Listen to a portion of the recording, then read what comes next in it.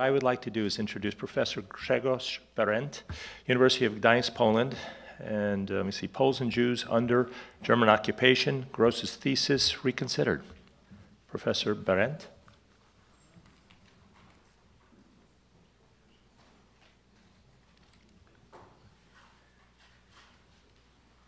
Ah, there he is.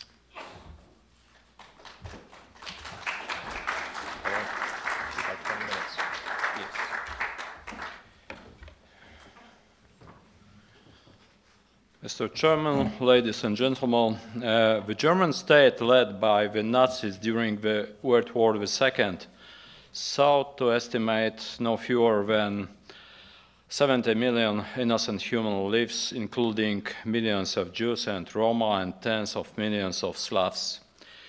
In the case of Poles and Christians, only 15% of the population was to the left alive. The architects of the genocide persuaded this goal and acted accordingly, depending on the situation on fronts and Germany's need for food and labor. One of the basic methods to achieve this goal, implemented as early as in the first weeks of war, was to antagonize various groups of the population in occupied areas in accordance with the old Roman principle, divide and rule. This policy was introduced in all occupied territories, but today I will discuss its application in the occupied Poland. In order to facilitate the implementation of the genocide policies, Germany had planned to rip Polish society apart by fueling or generating ethnic conflicts. This method was executed through German officials and officers active at all levels of the occupation apparatus. Among other things, the occupants strived for Christians to approve of the actions aimed at the Jewish population. One of the important questions related to the Holocaust in general is how the Christian population, including Poles, reacted to German efforts aimed at winning approval towards anti-Jewish actions. In the case of Poles, the simplest way to evaluate this phenomenon would be to define the standpoint of civilian and military independent structures established in the occupied country and in exile. Overall possibilities to take action to hamper the actions of the German occupants were rather limited.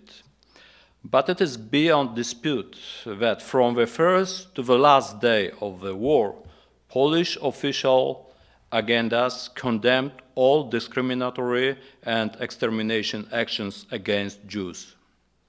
An important manifestation of such a viewpoint was to raise the awareness of extermination process among the Western allies. On the other hand, institutional actions to save thousands of Jews were undertaken relatively late, I mean only in the autumn of 1942 and more broadly only from December that year.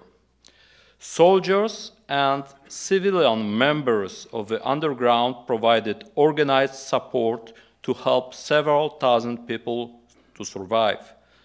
Help was distributed until the final days of the German occupation. For example, cash benefits to cover every expenses were paid out even as late as in February 1945. The facts show that the leaders of the Polish state agencies adopted a position similar to that of the government of the Western Allies, recognizing that in wartime conditions, the main means of helping Jews was to overcome the Third Reich as quickly as possible with the natural focus on military actions. Yet, no armed conspiracy in any of the occupied European countries was able to stop terror and save millions from dying at the hands of the oppressors. At the same time, efforts were made to make genocide perpetrators aware that they would not go unpunished. Already in January 1942, the Allies issued a warning to the Germans that those of them and their helpers who had committed crimes would be prosecuted and severely punished. Similarly, Polish institutions warned the public against collaboration and acting to the detriment of fellow citizens, and that the punishment for doing so would be imminent. This is how it worked. Collaborators died at the hands of the executors sent against them by the Polish state. However, the first sentences for harming Jews and against people helping to prosecute Jews were executed only in the second half of 1943, and there were relatively few of them. The Polish state elites categorically condemned the German Nazi anti-Jewish policy, but we must not forget that in real numbers, these elites were only a fraction of a Polish society. Therefore, the question arises, what was the position of about 24 million Poles, Christians, toward the crimes committed against Jews, and what determined that position? The factors of influence important in this context can be divided into two basic groups. The first one was the experience and attitudes from the earlier pre-war period. From the statements of thousands of Poles who were awarded with title of varieties among the nations, we know that an important motive for their deeds was religion and the Christian desire to help a neighbor facing death. But there were other premises to act human. A significant part of those who helped were people who were not religious but simply opposed racism. We have heard of devout pre-war anti-Semites who would condemn anti-Jewish actions of the Germans and try to help Jews on their own. So a name of a priest, Marceli Godlewski, was mentioned. Today we can name other people. On the other hand, some people who shared anti-Jewish prejudice before the war, for this very reason, were indifferent or even approving of the suffering inflicted on the Jews. But we are unable to determine the scale of such attitudes. We can name examples, but it is impossible to tell the numbers, the percentage. The most important factors determining Polish-Jewish relations were those generated by aggressors after September 1st, 1939. To a certain extent, Polish-Jewish relations in the eastern borderlands occupied by the Soviets for 22 months were put to the test when left-oriented activists, some members of national minorities, helped the Soviets to destroy local social elites, many Poles. Thousands of Jews, among others, contributed to the purges. The victims of those repressions and their families kept the memory of repressions until after June 22nd of 1941, when the borderlands, Kresy, were seized by Germans. The immediate result were acts of revenge.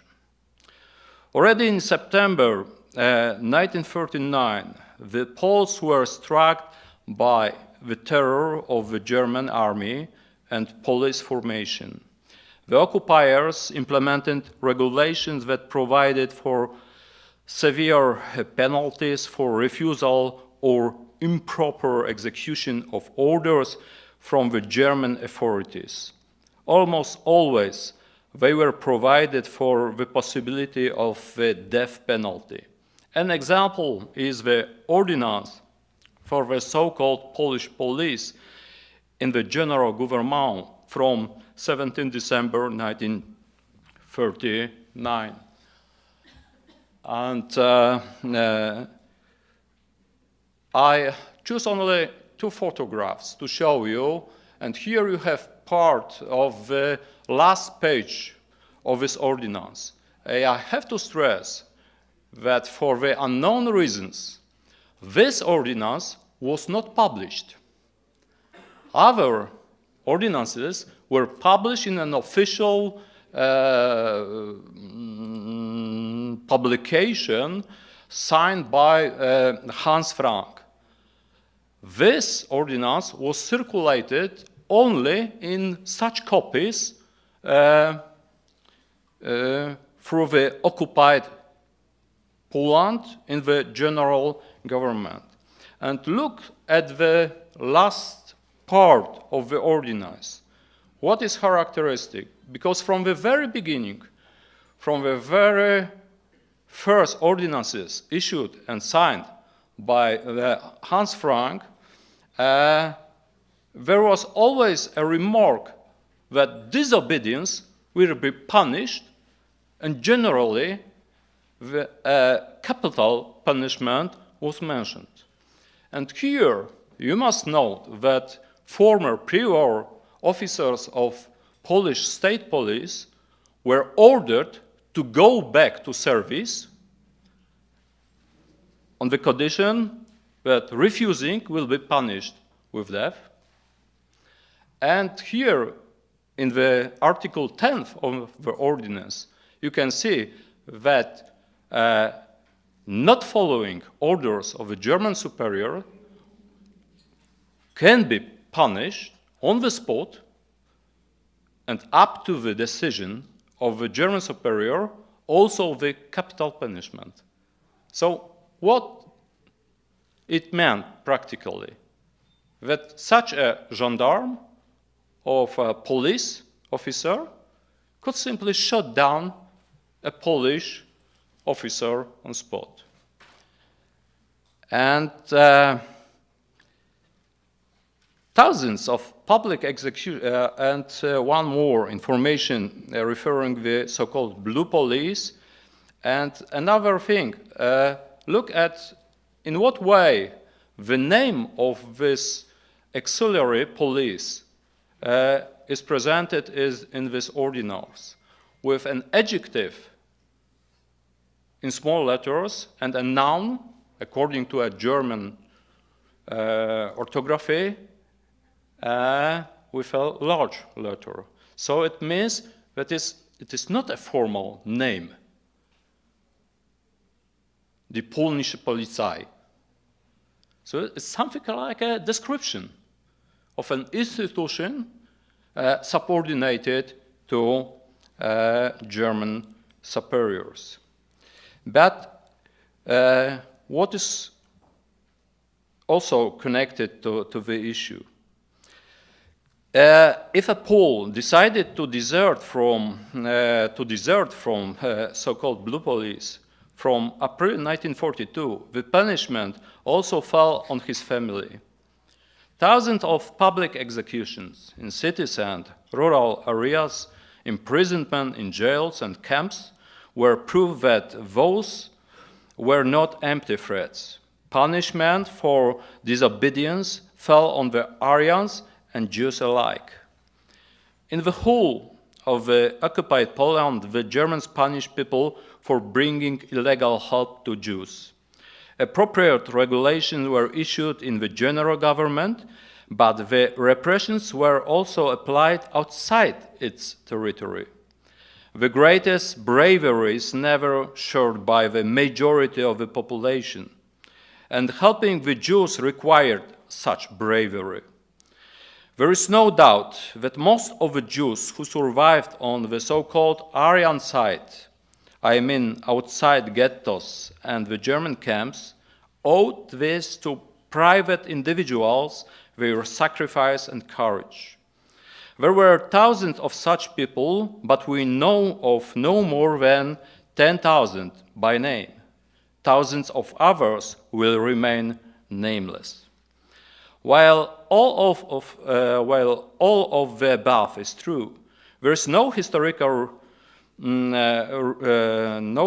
research that would confirm the commitment of more than tens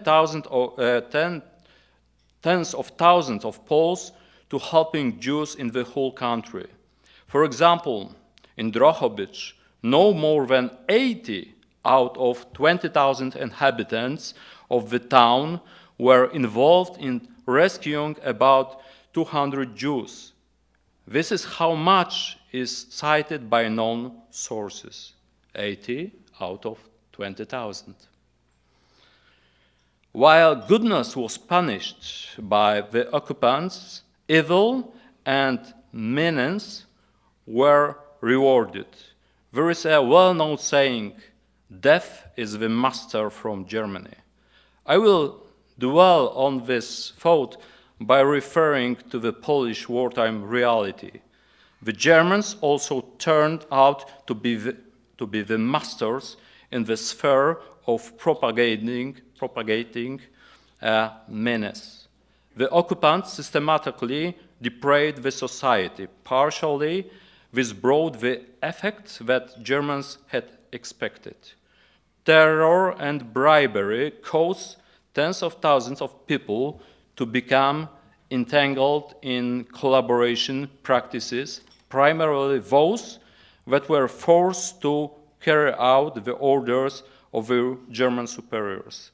First of all, I mean here the members of so-called auxiliary police, blue police, Ukrainian police, Belarusian police, but we must remember that these people were former Polish citizens. Millions of Polish citizens were deprived of their previous sources of income, and several million had to change their place of residence. German economic policy was tantamount to looting most of the pre-war cash resources from Poles and Jews. And we cannot forget that most of property of cash at the territory of half of the country, I mean the Soviet occupation, was robbed by the Soviets during these 22 months.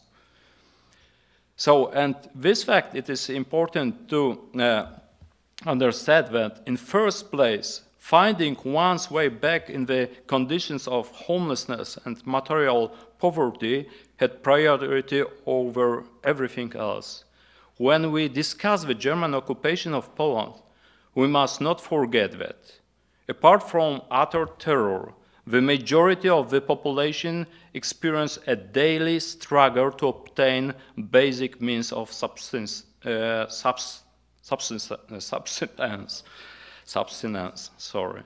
A small part of Poles, mainly in bigger cities, were able to offer selfless help to anyone. The survival of one's own family was top of the list. Such dreadful conditions were deliberately created by the German social policy. The above-mentioned factors determining Polish-Jewish relations in the reality of the German occupation are obvious to everyone who knows the reality of those times, either from autopsy or from research. Today, studies are being published whose efforts practically overlook the inhuman living conditions the Germans created and focus mainly on the reactions of those subjected to the occupants' policies. The studies are being created within the circle of the so-called New Polish School of Holocaust Research. There are attempts to redefine concepts and to apply the principle of collective responsibility. A picture is being created in which several dozen million people were supposed to feel satisfied watching the murder of millions of women and children, and men, of course. These tens of millions of people are portrayed as so-called facilitators, because this is how the English term bystanders began to be translated. Terrorized communities unable to undertake aid actions themselves are presented as supporting crimes. These arguments overlook the fact that the majority of Jews also focus on the daily struggle for survival of their families, not on the armed struggle against German oppressors. Double standards apply. Christian passerbys watching passively as Jews are put to death are credited en bloc with indifference fueled by their alleged anti-Semitism, overlooking the fact that the Jews forced to witness the execution of their fellow believers were passive alike. Any negative behavior recorded by eyewitnesses is extrapolated onto entire local communities, while empathy and mercy are reduced to instances of individual sacrifice. In their testimonies, survivors often admit that they are not sure whether they would have had the courage to bear the risk that the Poles rescuing Jews took on their shoulders. These eyewitnesses' accounts are generally ignored in the discussions on Polish-Jewish relations under German occupation. On the other hand, generalization about the supposedly universal, even overwhelming satisfaction of Christians with the tragedy experienced by Jews are approved of.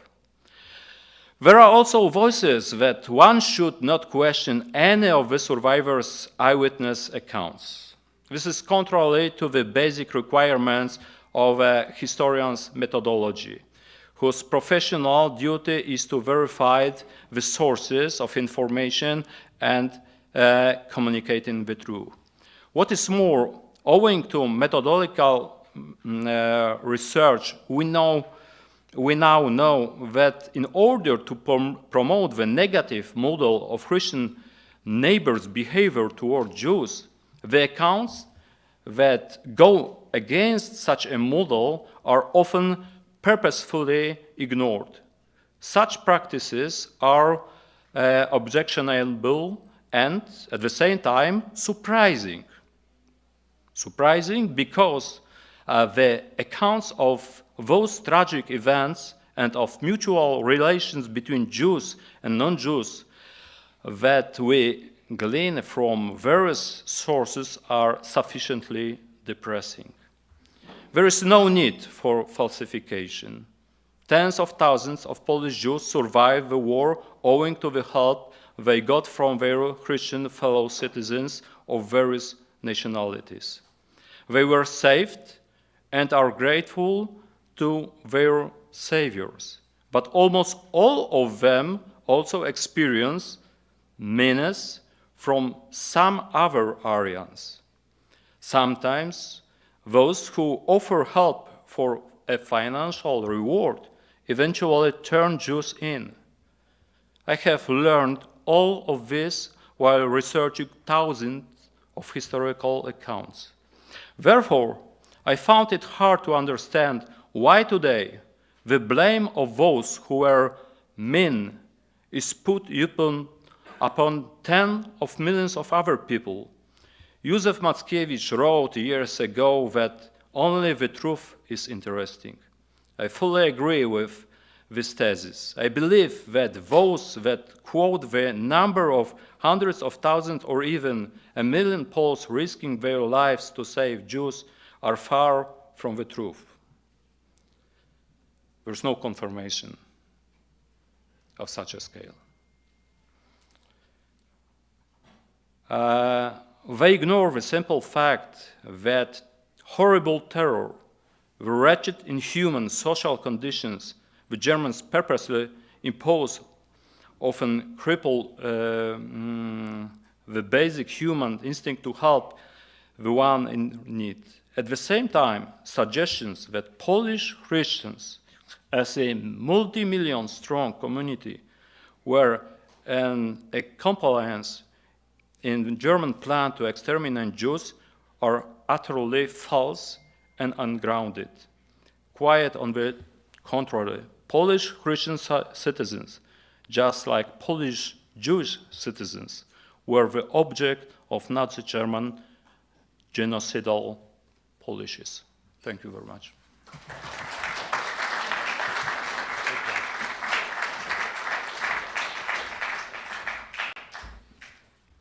Thought I had a new watch there. Thank you, Professor Berendt.